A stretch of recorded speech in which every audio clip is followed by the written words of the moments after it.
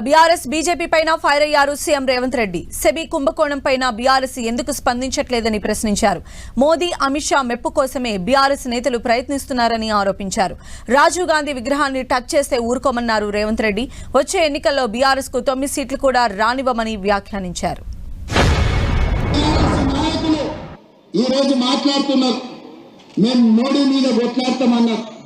మరి ఆ సన్నాసులను అడుగుతున్న లక్షల కోట్ల రూపాయల దోపిడీ జరిగితే ఒక్క రోజైనా మాట్లాడినరా మీరు అని.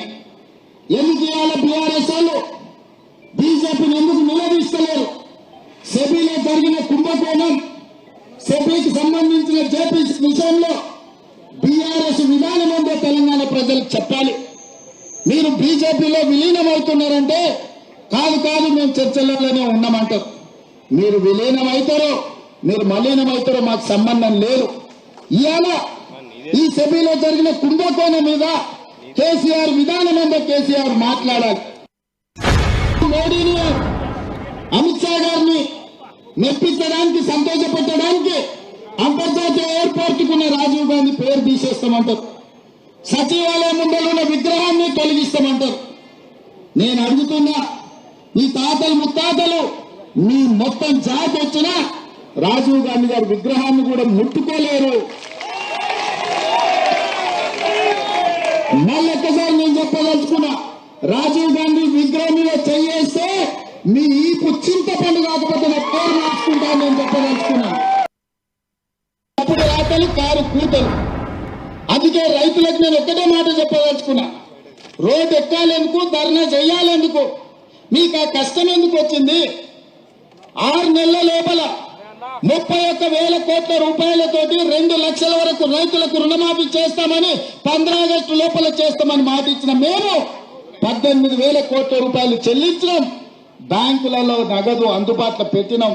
మిగతా కూడా మాఫీ చేస్తామన్నాం. ఈ సన్నాసులను నమ్ముకొని రోడ్ల మీద తిరుగుతే ఆయాసమే వస్తుంది. మీకు ఏదైనా సమస్య ఉంటే కలెక్టర్లను కలవండి, వ్యవసాయ శాఖ అధికారులను కలవండి. ఈ ప్రభుత్వం ఉన్నదే మీకోసం. ఈ ప్రభుత్వం మీ సమస్యలను పరిష్కరించడానికి మిమ్మల్ని దోసుకతిన్నారు. కాకులాక గద్దలాక మీ రక్త మాంసాలను పీల్చి పిప్పి వేసిన ఈ సన్నాసులు మళ్ళీ ముసుగులో దొంగలు ముసుగేసుకొని ఇవాళ మళ్ళా మీ దగ్గరకు వచ్చి మభ్య పెట్టాలని చూస్తారు. ఈ దోపిడీ దొంగలే కదా ఈ 10 ఏళ్ళు మిమ్మల్ని దోసుకున్నది. ఈ కేసీఆర్, ఈ హరీష్ రావు, ఈ రామారావే కదా మిమ్మల్ని కొల్లగొట్టింది. ఆ కొల్లగొట్టిన సన్యాసులను 6 నెలల కింద మీరే కదా బొందబెట్టింది. మరి ఆ బొందబెట్టిన వాళ్ళను మళ్ళా గ్రామాలకు ఎట్లా రాణిస్తున్నారు మీరు ఒక్కసారి ఆలోచన చేయమని రైతులకు విజ్ఞప్తి చేస్తున్నా. పార్లమెంట్ ఎన్నికల్లో వచ్చినప్పుడు నువ్వు శాతనైతే మునగాని అయితే ఒక సీటు గెలువురా అబ్బాయి అన్నానా? సేవలనే కదా నేను అన్నది. బీఆర్ఎస్ కు ఒక్క సీటు కూడా పార్లమెంటు దక్కని అని ఆ మాట మీద కాంగ్రెస్ పార్టీ కార్యకర్తలు 7 ఇళ్లలో డిపాజిట్లు పోగొట్టారు, 15 ఇళ్లలో 3వ స్థానానికి నెట్టారు.